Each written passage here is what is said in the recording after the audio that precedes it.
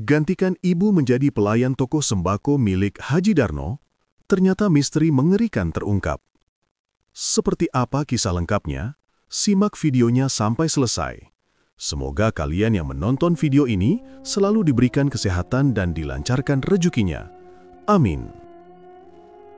Fahri baru saja tiba di rumahnya setelah beberapa bulan mondok di pesantren.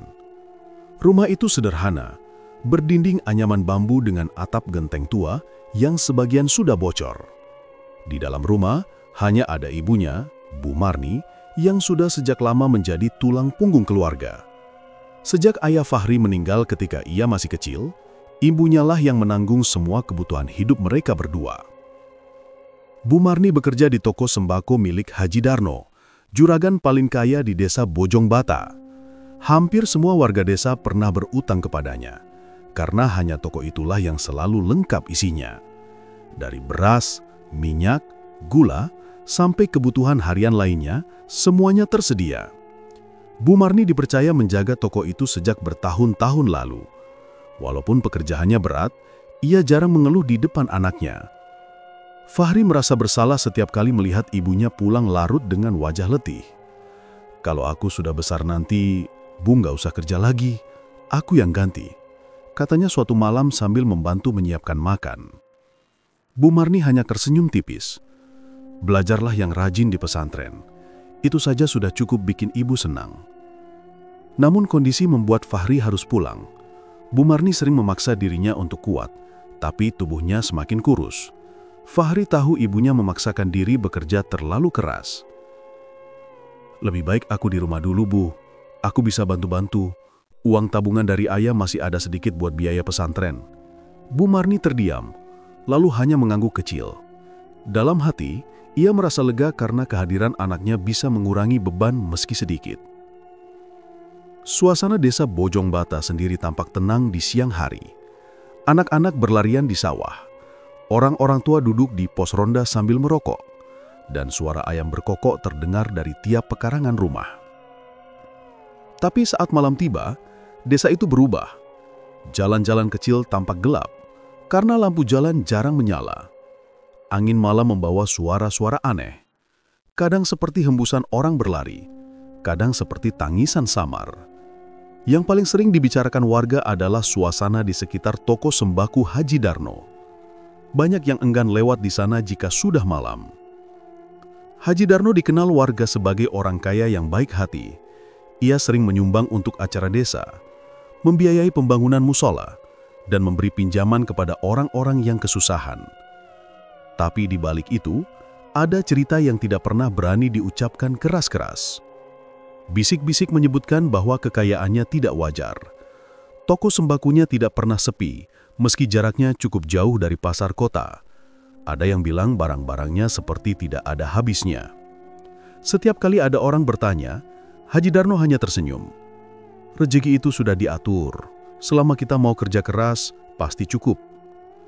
Kalimat itu terdengar wajar, tapi bagi sebagian orang ada yang janggal. Fahri sendiri sebenarnya kurang peduli dengan gosip-gosip itu. Baginya, yang penting ibunya bisa tetap bekerja dan kebutuhan mereka tercukupi. Tapi ada satu hal yang selalu membuatnya gelisah. Setiap kali ibunya pulang dari toko, tubuhnya selalu lelah berlebihan, seperti habis mengangkat beban berat. Kadang matanya sayu, kadang juga wajahnya pucat. Pernah sekali Fahri bertanya, "Bu, kerja di toko cuma jaga dan melayani orang beli. Kok capeknya kayak habis lari jauh?" Ibunya menjawab cepat, "Namanya juga kerja, Ri, gak usah dipikirin." Setelah itu topik langsung diganti. Hari-hari Fahri di desa cukup sederhana. Ia membantu ibunya menyapu halaman, menimba air, dan menjaga rumah. Sesekali ia ikut membantu mengantarkan barang ke tetangga yang membeli banyak kebutuhan di toko. Sebagai santri, ia tetap menjaga kebiasaannya mengaji, sholat tepat waktu, dan membaca wirid malam. Beberapa warga desa menghormatinya karena sikapnya yang sopan. "Anak Bu Marni itu beda ya, walau masih muda, tapi nggak pernah aneh-aneh." Begitu komentar seorang tetangga. Meski begitu, ada satu hal yang selalu membuat Fahri waspada. Rumahnya tidak jauh dari toko sembako Haji Darno. Jika malam tiba, suara aneh sering terdengar dari arah toko.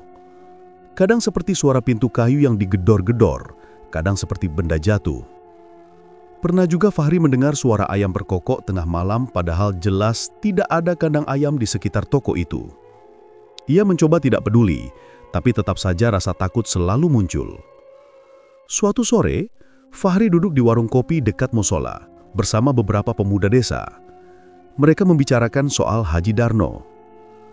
"Kamu tahu nggak, Ri? Katanya kalau ada orang kerja lama sama Haji Darno, pasti ujung-ujungnya sakit parah atau mati mendadak," kata Samin, salah satu pemuda yang agak cerewet. Fahri menatapnya heran. "Maksudmu apa?" Samin merendahkan suaranya. "Ya begitu, banyak orang yang bilang.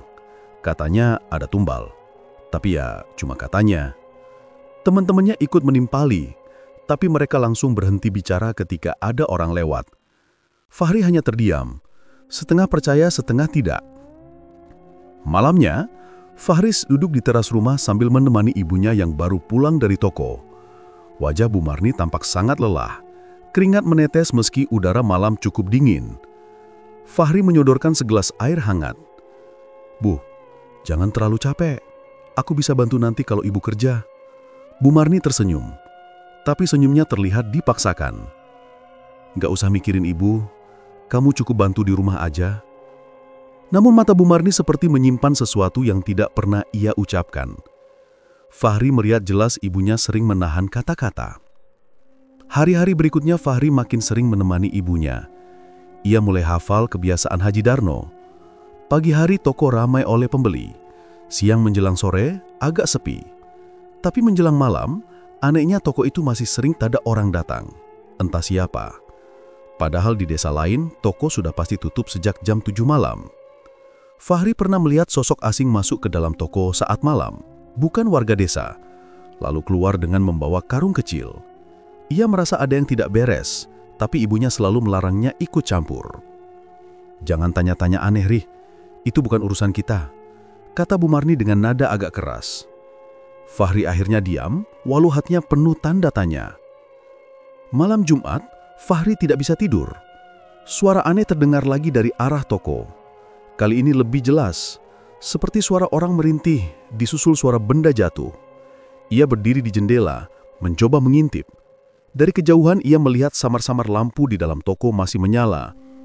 Bayangan seseorang tampak mondar-mandir, lalu berhenti lama di depan gudang.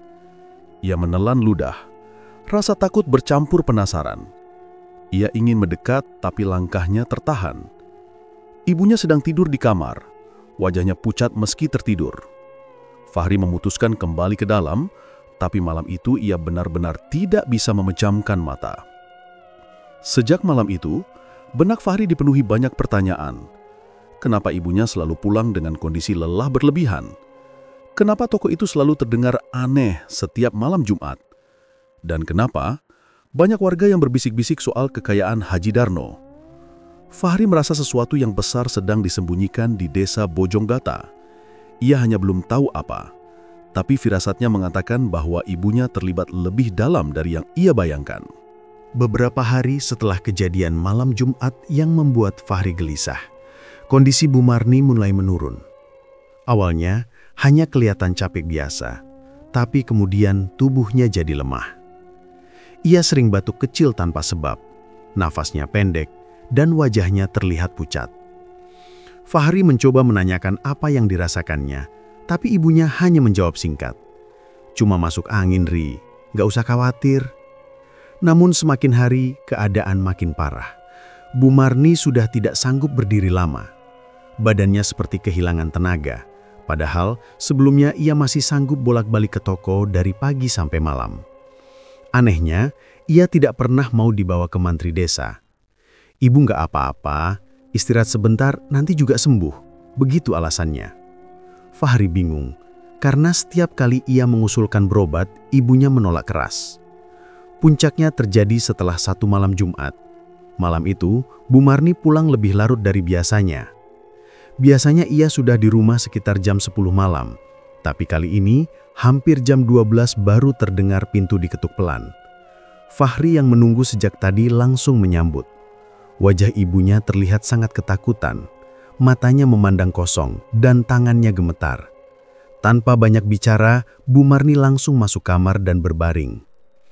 Esok paginya, tubuh Bu Marni semakin lemah. Nafasnya pendek, keringat dingin membasahi dahinya, dan wajahnya pucat pasi seperti habis melihat sesuatu yang sangat menakutkan. Fahri panik. Ia berusaha memanggil tetangga untuk membantu. Beberapa ibu-ibu datang memberi minyak gosok.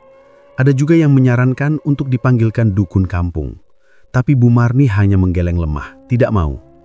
Sore harinya, Bu Marni semakin parah. Ia berusaha bicara, tapi suaranya terbata-bata. "Ri, jaga diri baik-baik. Jangan ikut campur urusan orang kaya," katanya dengan mata berkaca-kaca. Fahri langsung menangis, memegang tangan ibunya.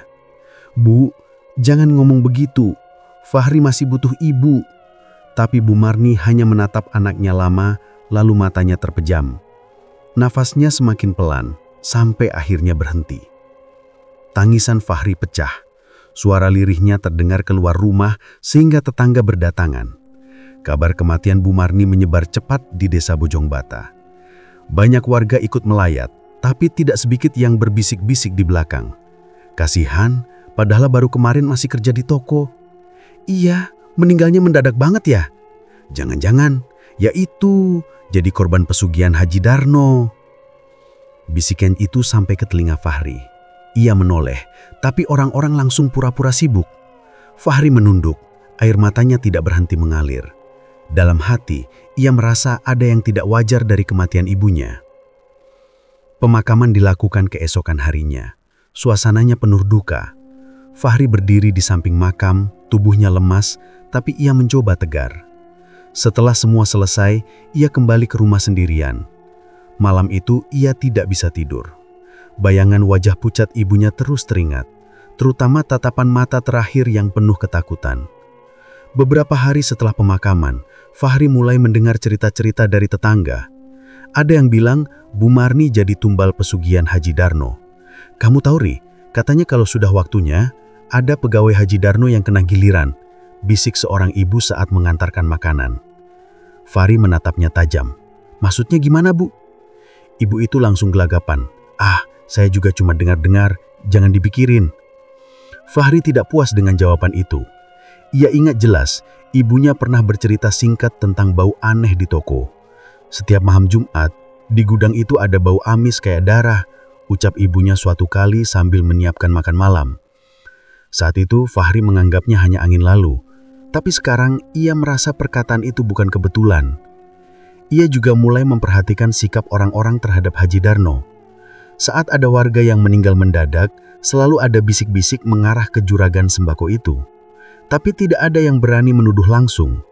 Warga hanya bisa berbisik di belakang karena Haji Darno punya pengaruh besar di desa. Fahri semakin yakin ibunya meninggal bukan karena sakit biasa. Ia mencoba mencari tahu lebih banyak.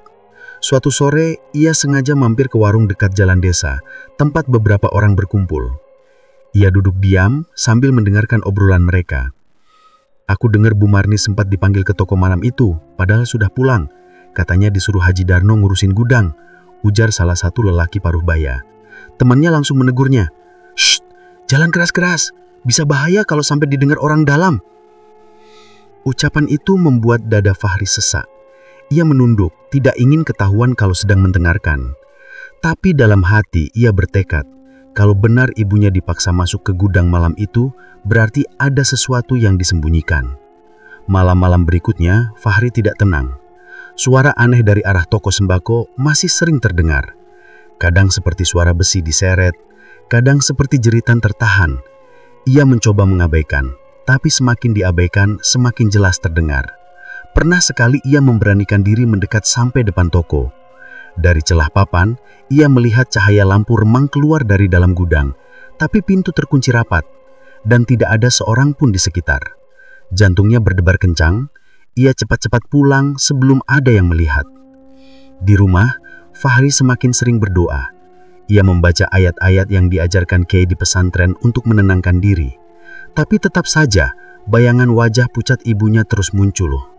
Ia merasa ibunya seperti ingin memberi tanda bahwa kematiannya ada hubungannya dengan toko itu. Beberapa orang mencoba menasihati Fahri agar menerima saja takdir. Sudah lari, ikhlasin aja. Namanya juga ajal, sudah waktunya, kata seorang tetangga. Tapi bagi Fahri, ada yang tidak bisa ia terima. Ibunya meninggal terlalu mendadak, dan semua tanda yang ia lihat terlalu mencurigakan. Sejak saat itu, tekad Fahri mulai tumbuh. Ia tidak ingin tinggal diam. Kalau benar ada yang disembunyikan di balik toko sembako Haji Darno, ia harus mencari tahu. Ia merasa satu-satunya cara untuk mengetahui kebenaran adalah mendekat langsung ke sumbernya. Dalam hati, ia berjanji, ia akan menggantikan ibunya bekerja di toko itu, bukan hanya untuk bertahan hidup, tapi juga untuk membongkar rahasia kematian Bu Marni. Beberapa hari setelah pemakaman selesai, Fahri memutuskan untuk mendatangi toko Haji Darno. Ia datang pagi-pagi, saat toko baru saja dibuka. Haji Darno terlihat duduk di kursi depan, memakai peci hitam dan sarung mahal. Wajahnya tenang, seolah tidak terjadi apa-apa. "Assalamualaikum Pak Haji," sapa Fahri dengan suara pelan. "Waalaikumsalam. Oh, Fahri." Haji Darno tersenyum. "Kamu datang sendiri? Ada perlu apa?" Fahri menunduk sebentar, lalu memberanikan diri. "Saya ingin bekerja di toko ini, menggantikan ibu." Raut wajah Haji Darno berubah sebentar, tapi hanya sesaat. Senyumnya kembali muncul, bahkan lebih lebar. "Bagus, bagus. Anak muda seperti kamu pasti bisa diandalkan. Lagi pula, kamu sudah biasa melihat ibumu kerja di sini. Tentu kamu cepat menyesuaikan." Fahri sedikit terkejut, karena permintaannya langsung diterima tanpa banyak tanya. "Kalau begitu, mulai kapan Pak Haji?" tanyanya. "Mulai sekarang juga, kalau kamu siap. Toko ini butuh orang rajin. Anggap saja kamu meneruskan perjuangan ibumu." Tanpa banyak pilihan, Fahri pun langsung mulai hari itu juga. Awal bekerja, Fahri hanya melayani pembeli seperti biasa. Warga datang silih berganti membeli kebutuhan. Ia menimbang beras, menghitung gula, dan mencatat utang beberapa pelanggan di buku besar. Semua terasa normal. Namun sejak awal, ia merasa ada hal yang aneh. Pertama, ia menyadari gudang belakang selalu terkunci rapat. Tidak ada karyawan lain yang diizinkan masuk ke sana. Setiap kali Fahri mencoba mendekat, Haji Darno atau salah satu orang kepercayaannya langsung muncul, seolah menjaga. Kedua, setiap menjelang malam, suasana toko berubah. Pembeli makin sedikit, tapi Haji Darno tetap memaksa toko buka sampai larut. Kadang ada orang asing datang malam-malam, membawa bungkusan, lalu masuk ke gudang bersama Haji Darno. Ia tidak pernah tahu apa isinya, karena pintu langsung ditutup. Ketiga, Fahri mulai sering mencium bau aneh. Bau amis, mirip darah segar, kadang tercium dari balik pintu gudang. Awalnya ia mengira itu hanya bau daging basi, tapi semakin lama, baunya makin menyengat, terutama menjelang malam Jumat. Malam Jumat pertama sejak ia bekerja di toko itu, Fahri sengaja pulang agak terlambat. Ia ingin melihat sendiri apa yang sebenarnya terjadi. Setelah toko sepi, Haji Darno memerintahkannya pulang lebih dulu. "Kamu istirahat saja, Ri. Besok kan harus kerja pagi lagi," katanya. Fahri mengangguk, pura-pura menurut. Tapi ia tidak langsung pulang. Ia bersembunyi di dekat pohon besar seberang jalan, menunggu. Dari tempatnya, ia bisa melihat bagian belakang toko. Beberapa saat kemudian, Haji Darno muncul bersama dua orang asing. Mereka membawa karung besar seperti berisi sesuatu yang berat. Mereka masuk lewat pintu belakang dan menutup rapat-rapat. Tidak lama setelah itu, terdengar suara samar seperti orang menangis. Tangisan itu lirih, tapi jelas berasal dari dalam gudang. Jantung Fahri berdegup kencang. Ia merapatkan tubuhnya ke batang pohon, mencoba mendengar lebih jelas. Tangisan itu berubah menjadi jeritan pelan, disusul suara benda bergeser. Tak lama kemudian, bau amis menusuk hidungnya, begitu pekat sampai membuatnya mual. Keesokan paginya, Fahri datang bekerja seperti biasa. Haji Darno bersikap normal, bahkan ramah. "Bagaimana kerjaanmu, Ri? Capek enggak?" tanyanya sambil menepuk bahu Fahri. "Alhamdulillah enggak terlalu capek, Pak Haji," jawab Fahri dengan senyum kaku. Dalam hati ia menyimpan rasa curiga. Ia ingin bertanya tentang suara tangisan tadi malam, tapi ia tahu itu berbahaya. Selama beberapa minggu bekerja, Fahri semakin memperhatikan kebiasaan di toko itu. Setiap malam Jumat, pola yang sama terulang. Ada orang asing datang, pintu gudang terkunci, dan suara tangisan samar terdengar lagi. Baunya pun semakin kuat. Pernah suatu kali Fahri mencoba mendekat saat Haji Darno tidak ada. Ia menempelkan telinga ke pintu gudang. Dari dalam terdengar suara seperti air menetes. Bau amis begitu pekat, membuat perutnya mual. Namun sebelum sempat lama-lama, salah satu pekerja lain tiba-tiba muncul. "Fahri, lagi ngapain di situ?" bentaknya. Fahri cepat-cepat menjawab, "Enggak, cuma mau cari sapu." Untungnya orang itu tidak curiga lebih jauh, tapi sejak saat itu, Fahri tahu ia tidak bisa sembarangan. Malam Jumat berikutnya, Fahri kembali mencoba mencari tahu. Ia berpura-pura meninggalkan toko, lalu bersembunyi di dekat warung kosong. Dari sana ia bisa melihat jelas jendela gudang yang kecil. Saat itu ia melihat cahaya redup dari dalam. Bayangan seseorang tampak bergerak-gerak, lalu terdengar suara melengking yang membuat bulu kuduknya berdiri. Jangan aku." Suara itu terdengar jelas, seperti suara perempuan ketakutan. Fahri menelan ludah. Ia ingin masuk, tapi tubuhnya gemetar. Ia hanya bisa diam, mendengar suara itu semakin pelan, lalu hilang sama sekali. Tak lama kemudian, pintu gudang kebetar terbuka. Dari dalam, salah satu orang asing keluar sambil membawa baskom besar berisi cairan merah. Fahri buru-buru berlari menjauh, jantungnya hampir copot. Untungnya ia tidak ketahuan. Malam itu, Fahri tidak bisa tidur. Ia yakin gudang toko itu memang tempat ritual. Semua bau amis, suara tangisan, dan karung misterius yang ia lihat adalah bukti kuat. Ia juga makin yakin ibunya dulu terjebak dalam hal yang sama. Dengan wajah tegang, Fahri duduk sendirian di kamar. Ia berdoa keras-keras meminta kekuatan. "Ya Allah, beri aku keberanian. Aku harus tahu kebenarannya. Aku nggak boleh diam." Sejak saat itu, tekad Fahri semakin bulat. Ia tidak hanya bekerja untuk mencari nafkah, tapi juga untuk mencari jawaban. Ia sadar semakin lama ia di toko itu, semakin besar resikonya. Tapi demi almarhumah ibunya, ia siap menghadapi apapun yang menanti di balik gudang milik Haji Darno. Malam itu, Fahri tidak bisa tidur. Pikirannya terus gelisah sejak beberapa hari bekerja di toko. Gudang belakang yang selalu terkunci makin membuat rasa curiga menguat. Apalagi setiap malam Jumat, suara-suara aneh terdengar seolah ada yang menangis lirih dari dalam. Hatinya berkata, kalau ingin tahu kebenaran, ia harus melihat langsung apa yang disembunyikan Haji Darno. Fahri sengaja pura-pura pamit lebih awal sore itu. Katanya ingin pulang untuk ikut yasinan di rumah tetangga. Padahal ia hanya bersembunyi di dekat toko, menunggu sampai keadaan sepi.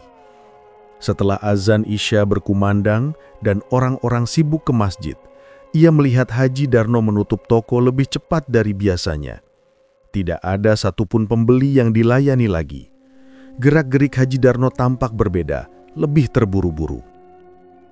Sekitar pukul 10 malam, lampu di dalam toko masih menyala. Fahri merapat, mendekat lewat samping. Dari celah kecil di papan kayu dekat jendela, ia bisa melihat Haji Darno membawa beberapa bungkusan kain putih ke arah gudang. Nafas Fahri menahan, tangannya sampai gemetar. Begitu pintu gudang dibuka, cahaya lampu redup menyorot ke dalam. Fahri mencoba mencari celah lain lalu menemukan lubang kecil di dinding samping. Ia mengintip.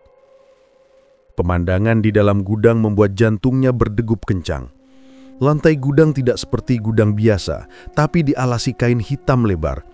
Di atasnya ada sesajen, kepala kambing, kemenyan, bunga 7 rupa, dan kendi berisi cairan merah pekat. Bau amis bercampur menyengat sampai ke hidung Fahri yang mengintip dari luar. Haji Darno duduk bersila, memakai pakaian serba hitam. Mulutnya komat kamit membaca mantra yang tak dimengerti Fahri. Tak lama kemudian udara di dalam gudang berubah dingin. Lampu redup berkelip-kelip, seperti akan mati. Tiba-tiba terdengar suara berat, seperti bukan suara manusia, keluar dari arah pojok gudang. Perlahan, sosok besar hitam muncul. Wujudnya tinggi, kepalanya menyerupai kerbau dengan tanduk panjang, matanya merah menyala. Tubuhnya berotot dan kulitnya penuh sisik menghitam. Fahri spontan menutup mulut dengan tangan, menahan teriakan. Makhluk itu mendekat ke arah Haji Darno. Suaranya menggema. "Tumbal yang kau berikan terakhir sudah kuterima. Tapi ingat, perjanjianmu belum selesai. Nyawa berikutnya harus kau serahkan, atau semua hartamu hilang." Fahri terdiam. Kalimat itu menusuk hatinya. Tumbal terakhir. Bukankah ibunya meninggal secara aneh setelah pulang dari toko malam Jumat lalu? Rasa marah dan sedih bercampur jadi satu. Dadanya panas, tapi ia tidak bisa berbuat apa-apa. Haji Darno menunduk hormat pada makhluk itu. "Aku sudah menyiapkan yang baru, tuanku. Malam berikutnya akan ada pengganti." Suaranya terdengar yakin sekaligus takut. Makhluk itu menggeram, lalu menoleh sebentar ke arah dinding, tepat ke arah Fahri yang sedang mengintip. Mata merahnya terasa menembus lubang kecil itu. Fahri buru-buru mundur, tubuhnya gemetar, keringat dingin mengalir di punggungnya. Untung suara dari luar tidak terdengar. Setelah beberapa saat, makhluk itu menghilang begitu saja, meninggalkan hawa dingin menusuk tulang. Haji Darno tampak lega, lalu menutup ritual dengan menyalakan dupa lebih banyak. Sesajen yang tersisa ditaruh di sudut gudang, seperti persembahan. Fahri mundur pelan-pelan, lalu lari menjauh dari toko. Nafasnya tersengal-sengal. Ia berhenti di dekat sawah, mencoba menenangkan diri. Apa yang ia lihat barusan terlalu jelas. Ibunya memang dijadikan tumbal oleh Haji Darno untuk pesugihan. Malam itu Fahri tidak pulang langsung ke rumah. Ia berdiam di musola kecil dekat sawah, duduk sambil memeluk lutut. Matanya menatap kosong. Sesekali ia menutup wajah dengan kedua tangan, menangis tanpa suara. Semua pertanyaan yang selama ini ia pendam akhirnya terjawab, meskipun kebenaran itu pahit. Keesokan harinya Fahri tetap masuk kerja seperti biasa. Ia berpura-pura tidak tahu apa-apa, padahal dalam hatinya sudah menyimpan amarah. Ia melayani pembeli dengan wajah datar, meskipun Haji Darno sempat beberapa kali menatapnya dengan pandangan curiga. "Fahri, kau betah kerja di sini?" kata Haji Darno siang itu. "Betah, Pak Haji," jawab Fahri singkat. "Kalau ada yang berat bilang saja, jangan dipendam," lanjut Haji Darno dengan senyum tipis, tapi bagi Fahri senyum itu terasa menakutkan, seperti menyembunyikan sesuatu.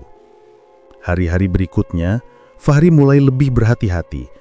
Ia tahu Haji Darno bisa saja menyadari bahwa dirinya sudah melihat rahasia itu. Beberapa kali Fahri merasa seperti diawasi, terutama kalau sedang membereskan stok barang dekat pintu gudang. Malam Jumat kembali datang. Fahri sengaja mengintip dari kejauhan, tidak seberani sebelumnya. Dari luar toko ia mendengar suara tangisan samar lagi, disusul bau amis yang menusuk. Ia tidak perlu melihat untuk tahu apa yang sedang dilakukan Haji Darno di dalam gudang. Yang membuat Fahri semakin resah, ia mendengar percakapan Haji Darno dengan seseorang yang tidak terlihat. Suara itu dalam, bergema. "Tumbal berikutnya sudah ada. Dia lebih muda, lebih segar." Fahri langsung sadar, kalimat itu bukan hanya ancaman untuk orang lain, bisa jadi justru dirinya yang kini diincar. Malam itu Fahri pulang dengan wajah pucat. Ia menutup pintu rumah rapat-rapat, lalu sholat lama sekali, berdoa agar diberi perlindungan. Dalam hati ia bertekad mencari cara untuk menghentikan pesugihan itu. Namun yang ia tahu, langkahnya tidak akan mudah. Haji Darno bukan hanya orang kaya biasa, tapi sudah bersekutu dengan makhluk gaib yang haus tumbal. Sedikit saja salah gerak, bisa jadi nyawanya yang melayang. Sejak malam Jumat terakhir, hidup Fahri tidak pernah tenang. Teror datang bukan hanya di toko, tapi juga di rumah. Malam pertama setelah ia yakin rahasia pesugihan itu, ia mendengar suara langkah kaki di dapur. Padahal ia tinggal sendirian. Saat dicek, tidak ada siapa-siapa. Piring dan gelas yang disusun rapi di rak tiba-tiba jatuh sendiri ke lantai, pecah berantakan. Fahri menutup pintu rapat-rapat dan segera mengambil air wudhu.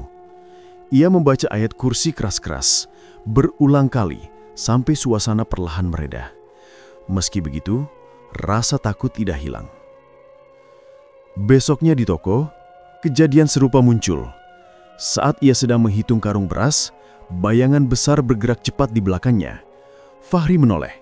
Tidak ada siapapun. Tapi beberapa detik kemudian, pintu gudang bergetar sendiri, seperti ada yang menghantam dari dalam. Fahri menahan diri agar tidak panik. Ia sadar, ini bagian dari teror agar ia ketakutan dan menjauh. Siang itu, Haji Darno menghampirinya dengan wajah serius. "Fahri, kau masih muda. Jangan terlalu banyak tahu urusan orang tua. Fokus saja kerja. Kau paham maksud saya?" Katanya dengan suara rendah. Fahri menunduk. "Saya hanya bekerja, Pak Haji. Tidak ikut campur apa-apa." Haji Darno menepuk bahunya, tapi sentuhan itu terasa dingin. "Bagus. Jangan sampai salah langkah." Ancaman itu jelas, tapi Fahri tidak mundur. Malam harinya, teror makin menjadi. Saat ia hendak tidur, kasur tiba-tiba bergetar. Gorden jendela bergerak sendiri, padahal angin tidak bertiup. Tak lama, muncul suara tangisan perempuan di luar rumah, persis seperti suara ibunya sebelum meninggal.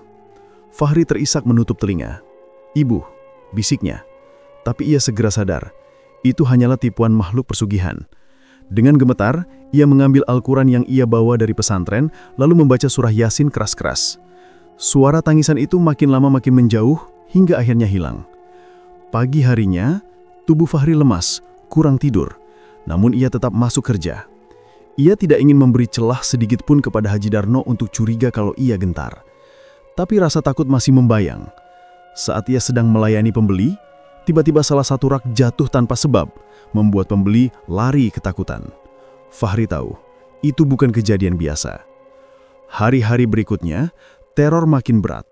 Suatu malam, saat ia pulang melewati jalan sawah, sosok hitam besar menghadang. Wujudnya samar, tapi matanya merah menyala. Fahri spontan membaca ayat kursi sambil berjalan mundur. Sosok itu mendekat, menggeram, lalu hilang begitu saja. Karena kejadian-kejadian itu, Fahri memutuskan mencari bantuan. Ia mendatangi seorang kiai desa bernama Kiai Abdul yang tinggal tak jauh dari Masjid Besar Bojong Bata. "Kiai, saya diganggu makhluk gaib sejak bekerja di toko Haji Darno," kata Fahri pelan. Wajahnya pucat. Kiai Abdul menatap tajam. "Sejak kapan, Nak?" "Sejak ibu saya meninggal. Saya curiga ada hubungannya dengan pesugihan Pak Haji. Saya pernah melihat sesuatu di gudangnya," jawab Fahri lirih. Kiai Abdul menghela napas panjang. "Saya sudah lama mendengar kabar, tapi tidak ada yang berani bicara. Kalau benar begitu, berarti Haji Darno sudah kelewat bapas." Fahri menunduk. "Apa yang harus saya lakukan, Kiai? Teror itu makin kuat. Saya takut. Tapi saya juga ingin melawan. Saya ingin ibu saya tenang." Kiai Abdul lalu menepuk bahu Fahri. "Jangan gentar. Kau santri. Kau punya bekal doa. Teror itu hanya bisa dikalahkan dengan keyakinan. Mulai malam ini, sebelum tidur, bacalah ayat kursi, Al-Ikhlas, Al-Falaq, dan An-Nas. Jangan lupa, selalu dalam keadaan suci. Kalau makhluk itu muncul, jangan lari. Lawan dengan doa. Ingat, mereka hanya bisa berkuasa kalau kita takut." Fahri mengangguk. Petua itu disimpan baik-baik. Ia pulang dengan sedikit rasa lega. Malam berikutnya, Fahri menjalankan arahan sang kiai. Benar saja, gangguan datang lagi. Pintu rumah bergetar keras, jendela terbuka sendiri, dan sosok tinggi hitam masuk lewat pintu. Kali ini Fahri tidak lari. Ia berdiri tegak sambil membaca ayat kursi sekuat tenaga. Sosok itu meraung, tubuhnya berasap, lalu hilang begitu saja. Fahri jatuh terduduk, keringat bercucuran, tapi hatinya sedikit lebih tenang. Ia merasa doa itu benar-benar menjadi tameng.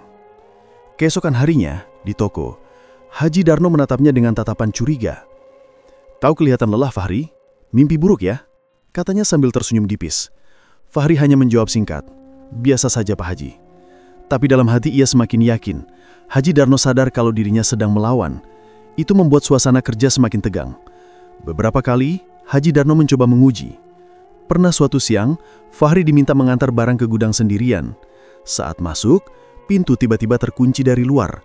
Gelap pekat menyelimuti. Suara bisikan muncul dari berbagai arah, menirukan suara ibunya. Fahri merapatkan diri ke tembok, lalu membaca surah Yasin keras-keras. Suara bisikan itu makin lama makin menjauh, hingga akhirnya hilang. Fahri sadar ini bukan lagi soal bertahan. Ia harus melawan balik. Ia mendatangi Kiai Abdul lagi, memohon petunjuk. "Kiai, sepertinya Haji Darno tahu saya sudah melawan. Apa yang harus saya lakukan selanjutnya?" tanya Fahri dengan wajah penuh tekad. Kiai Abdul menjawab, "Kalau benar begitu, berarti waktunya hampir tiba. Perjanjian pesugihan biasanya punya batas. Malam Jumat berikutnya, makhluk itu pasti menagih lagi. Kau harus siap. Aku akan menemanimu, tapi kau sendiri yang harus berani berdiri di depan. Itu ujianmu." Fahri mengangguk, meski hatinya berdebar kencang. Ia sadar pertempuran sebenarnya akan segera datang. Malam itu, ia pulang dengan rasa campur aduk, takut tapi juga siap. Ia menatap rumahnya yang sederhana, lalu menatap ke langit. Dalam hati, ia berjanji, apapun yang terjadi, ia akan melawan demi ibunya, demi dirinya, dan demi desa Bojong Bata agar tidak terus hidup dalam ketakutan. Malam Jumat Kliwon tiba. Sejak sore, Fahri sudah merasa firasat buruk. Udara di desa Bojong Bata lebih dingin dari biasanya.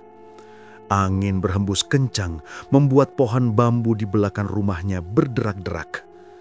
Beberapa warga memilih cepat-cepat masuk rumah, menutup pintu rapat-rapat. Mereka tahu malam itu berbeda. Fahri tidak sendiri. Kiai Abdul sudah menemaninya sejak maghrib. Sang kiai menyiapkan air doa, beberapa ayat untuk diamalkan, dan memberi semangat kepada Fahri agar tidak gentar. "Ingat nak, jangan takut.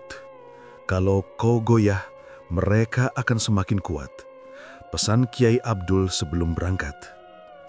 Sekitar pukul 10 malam, mereka menuju toko Haji Darno.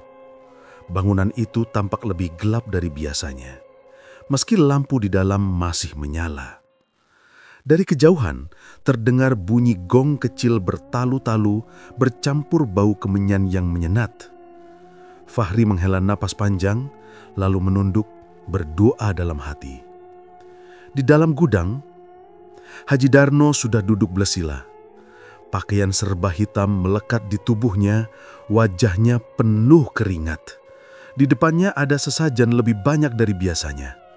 Kepala kambing, darah segar dalam kendi, bunga 7 rupa, dan kemenyan yang mengepul pekat. Ia bergumam dengan bahasa yang tidak dimengerti. Tiba-tiba, udara di ruangan berubah sangat dingin. Lantai bergetar pelan. Dari sudut gelap muncul sosok besar hitam. Wujudnya sama seperti yang pernah dilihat Fahri, hanya kali ini lebih menyeramkan. Matanya merah menyala. Napasnya mengeluarkan bau busuk. Suara berat bergema, "Mana tumbal yang kau janjikan?" Haji Darno menunduk. "Tuan, tumbalnya sudah ada. Dia akan masuk sebentar lagi." Saat itu pintu gudang terbuka.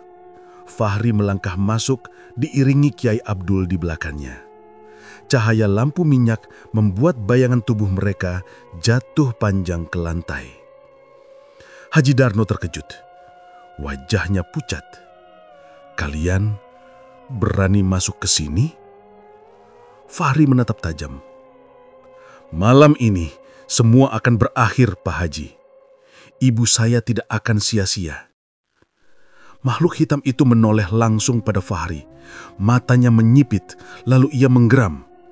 "Anak ini yang kau serahkan? Bagus. Darah mudanya segar." Fahri maju beberapa langkah. Tangannya gemetar, tapi ia menguatkan hati. Dengan suara lantang, ia membaca ayat kursi. Suara itu menggema memenuhi ruangan. Makhluk hitam itu mengaum marah, tubuhnya berasap.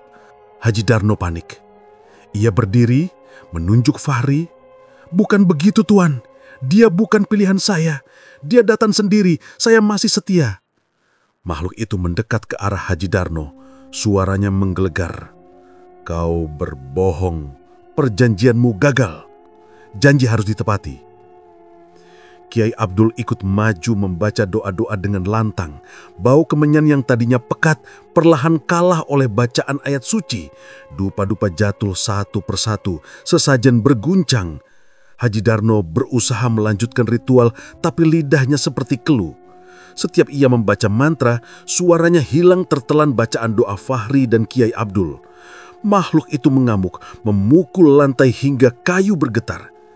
"Cepat serahkan darahnya!" teriak makhluk itu. Fahri tetap tegak. Ia mengangkat Al-Quran kecil yang selalu ia bawa, lalu terus melafalkan ayat-ayat dengan suara keras.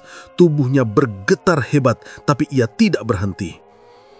Makhluk itu semakin kesakitan, meraung-raung. Asap hitam keluar dari tubuhnya memenuhi ruangan. Sesajen terbakar sendiri, bau darah menyengat menusuk hidung. Haji Darno yang ketakutan mencoba kabur, tapi pintu gudang menutup rapat. Ia menjerit memohon, "Ampuni aku Tuan, jangan ambil aku sudah memberi banyak tumbal untukmu." Tapi makhluk itu justru menoleh tajam kepadanya. "Kau gagal, kau yang jadi gantinya." Seketika tubuh Haji Darno terhempas ke lantai. Ia berteriak, menendang-nendang, tapi tangannya seperti ditarik ke dalam tanah. Kulitnya robek, darah mengalir deras. Tubuhnya melengkung-lengkung, seperti dimakan sesuatu yang tidak terlihat. Jeritan panjang memenuhi ruangan, lalu tiba-tiba sunyi. Yang tersisa hanya tubuh hancur penuh darah. Wajahnya membeku dengan ekspresi ketakutan. Fahri menutup mulutnya, nyaris muntah melihat pemandangan itu. Tapi Kiai Abdul segera berkata, "Jangan berhenti, teruskan doamu." Fahri kembali membaca ayat kursi, disambung surah Al-Ikhlas, Al-Falaq, dan An-Nas. Suara itu bergema keras, mengusir hawa jahat di ruangan.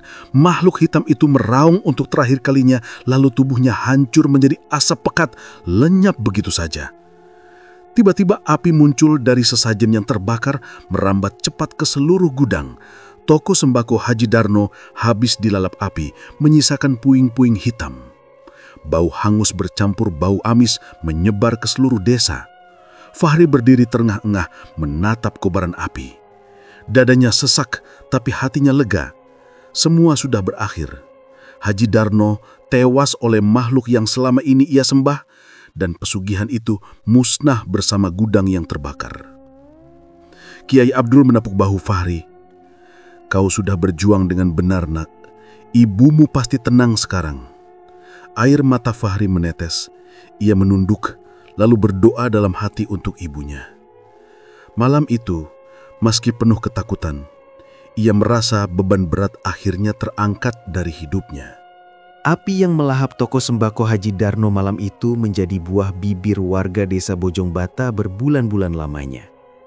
Sejak kejadian tersebut, tidak ada seorang pun yang berani menyentuh atau membangun kembali bekas toko itu. Sisa bangunannya dibiarkan kosong. Kayu hangus dan dinding bata yang gosong berdiri seperti pengingat bahwa di sana pernah terjadi sesuatu yang kelam. Beberapa orang yang nekat melewati depan toko pada malam hari sering mengaku mendengar suara aneh. Tangisan, erangan, bahkan ada yang melihat bayangan hitam besar melintas cepat.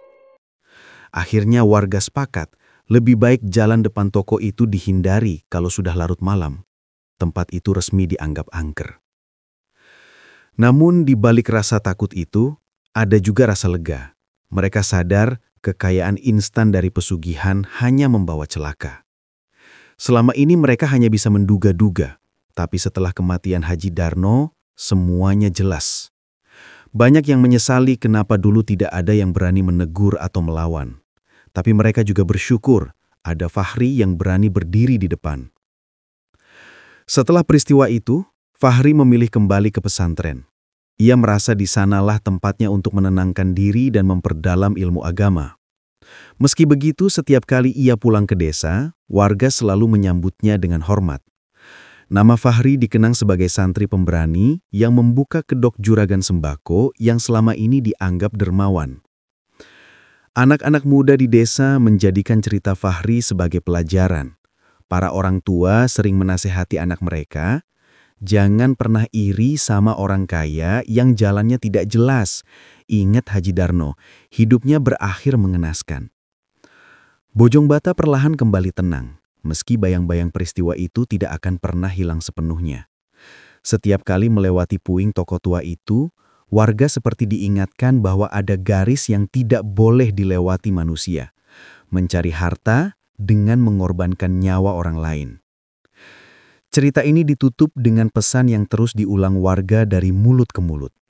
Rezeki halal, walau sedikit, jauh lebih berkah daripada harta yang dibeli dengan darah manusia.